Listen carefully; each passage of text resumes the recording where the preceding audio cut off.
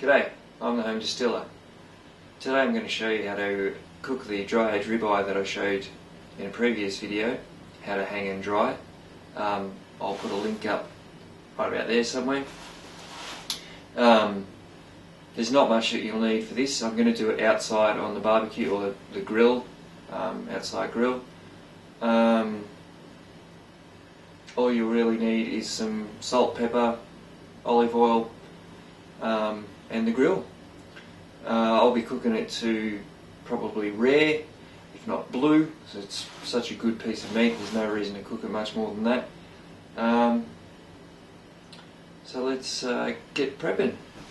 Okay, so this is everything you'll need here. I've got some salt. This is sea salt, rock salt that I grind in a mortar and pestle. Fresh cracked pepper, some extra virgin olive oil, the steak. Now this steak was frozen, but I've pulled it out of the freezer last night and I've left it out to get up to room temperature. So she's defrosted and she's at room temperature. Especially with a steak this thick, you want it to be at room temperature, otherwise if you're trying to cook it rare or whatever, it'll still be cold in the middle before you've cooked it to what you want. So this way you've already got a 20 degrees or so on it. And plate, something to prep it on, and you probably need another one, something to eat off of as well, funnily enough. So we'll just open this up.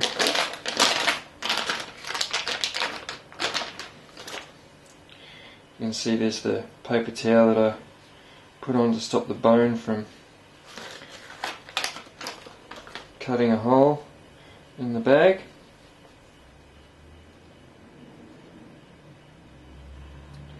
So I'll just peel all that off.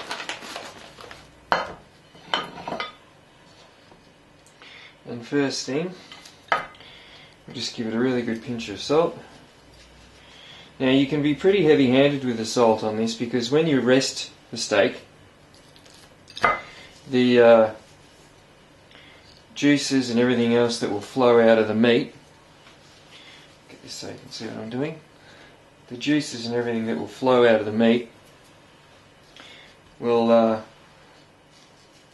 wash any excess salt off the surface. And you want enough to kind of get a crust on the outside, like that. And don't do this until you're just about ready to cook, because the salt will pull moisture out of the steak as well while it's sitting here. So next I'll do this left-handed so you can see what I'm doing.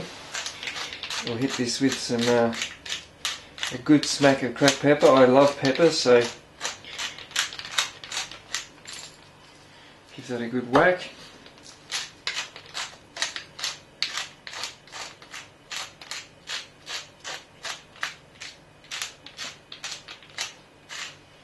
Another good whack. Give that a press in.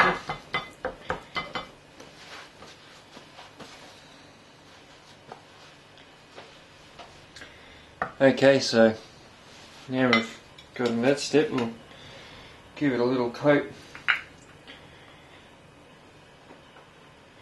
with some oil. Nice big dollop of oil on there. And we'll just give that a bit of a massage in all around. So that's ready for cooking. So we'll go outside and we'll get it on the grill. So now the barbecue's hot, and as you can see along the back there is a wire rack that sits high above everything, just up the top there. So what I'll be doing is, once I put my steak on, I'll sit my plate up the top there so it can warm up, so there's somewhere to rest the steak where it'll stay warm but will pretty much stop cooking. And I forgot to mention as well, you will need a fork or a pair of tongs or something to turn the steak and do everything like that. So we'll get the steak on and we'll go from there.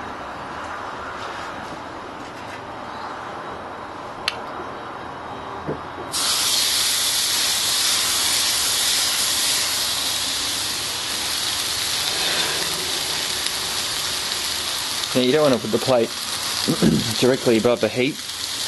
You just want to put it somewhere where it will just stay warm. I mean, even up there, one edge will get fairly hot, but I've only got half the barbecue turned on, so it's kind of out of the way.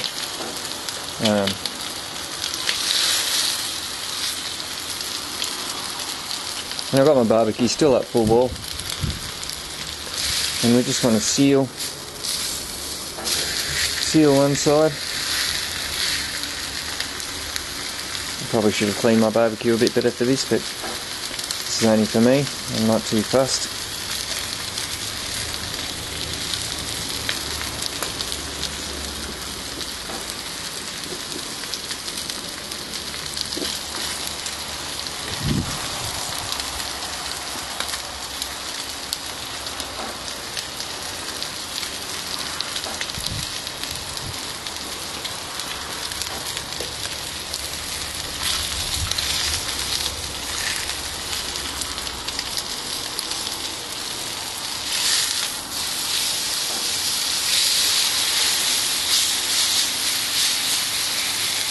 So I'm not cooking it on either side for very long, just enough to get a little bit of a seal on there, just to stop the juices from coming out too much while you got it on the bars. So now that we've sealed the other side, we'll just take it from here and pop it over on the bars and let it cook there gently. Probably for about no more than 5 minutes on either side.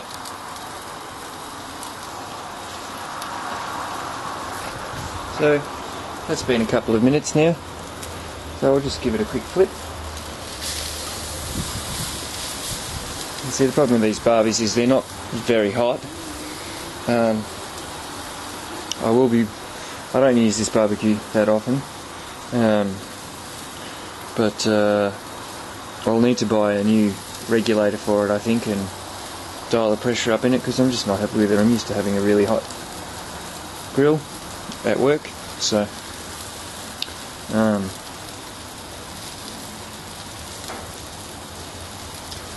now if you get this kind of thing where you're getting a bit of fat drip down and you're getting flame up onto it, try not to let it actually burn underneath your steak too much, because it'll just carbonise the outside of your steak. So just slide it up and down the bars as need be.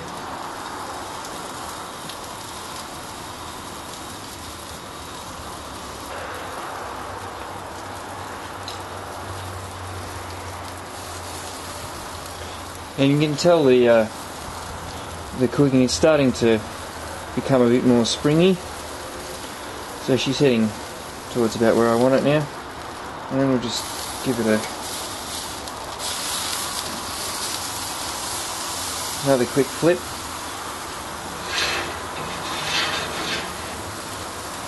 Just check and make sure our plate's warm.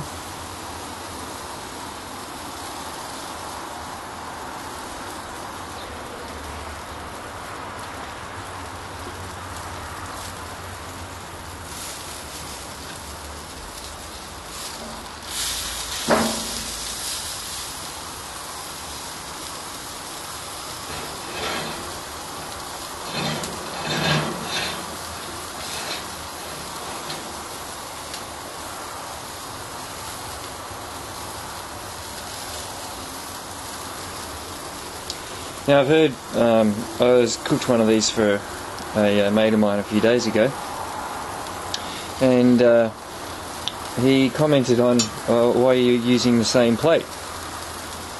As if, you know, it's going to be a health hazard. Now, if you've ever heard of steak carpaccio or steak tartare, you'd know that you can eat raw steak quite happily.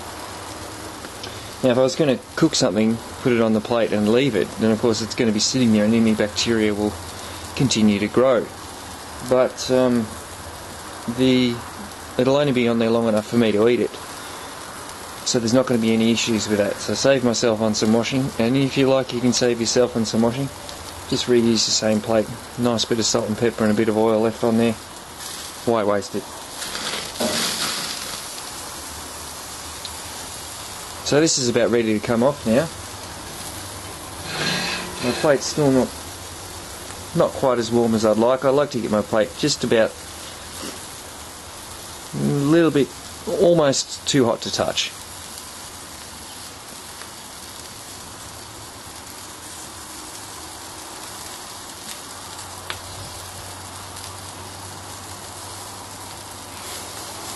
But I'll be pulling this off now, I think.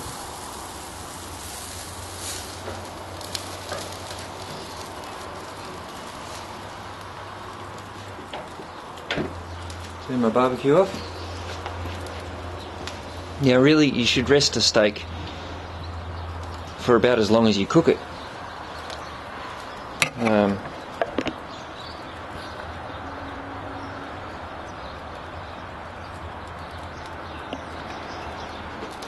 Yeah, really you should rest a steak for about as long as you cook it, but that is not always feasible, I think is the word I'm looking for. But you need somewhere warm, so I'll just leave that sit there to rest. If it's a very cold day or anything like that, you could even drop the hood on your barbecue. And you've got to remember it will cook almost one step more. So if you've cooked it rare, it'll almost be medium rare by the time it's rested. And if you want it well done, you're better off cooking most of it on the barbecue, then putting it up on a tray like that and shutting the lid and leaving the barbecue on low for a while. That way the outside of your steak won't be burnt, and it'll still be tender because it'll cook slowly through. But again, I don't know why you'd want to eat one of these steaks well done. It'll take at least an hour to cook, let's say, without burning the hell out of it. So you'd want to cook it for half hour or so, turn it off and put the lid down, and then let it just finish slowly.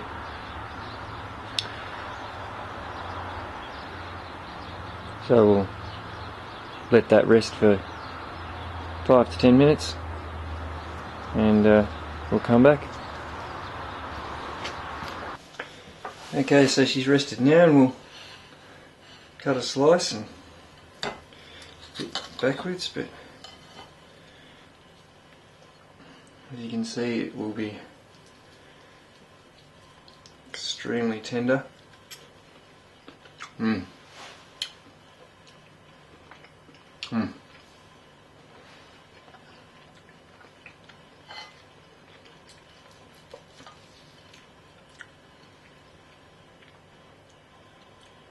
It's about a medium rare, which is a little bit further than I wanted, but I'm not that used to cooking on that barbecue. But as you can see,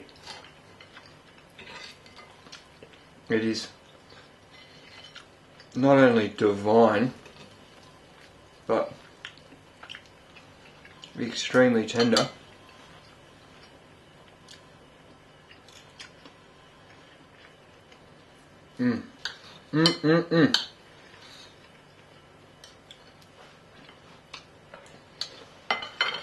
Oh.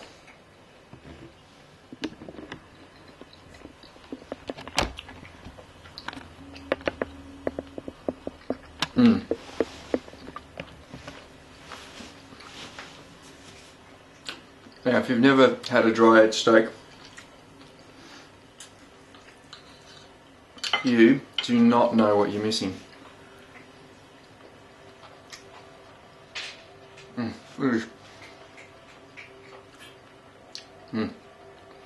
So, ladies and gentlemen,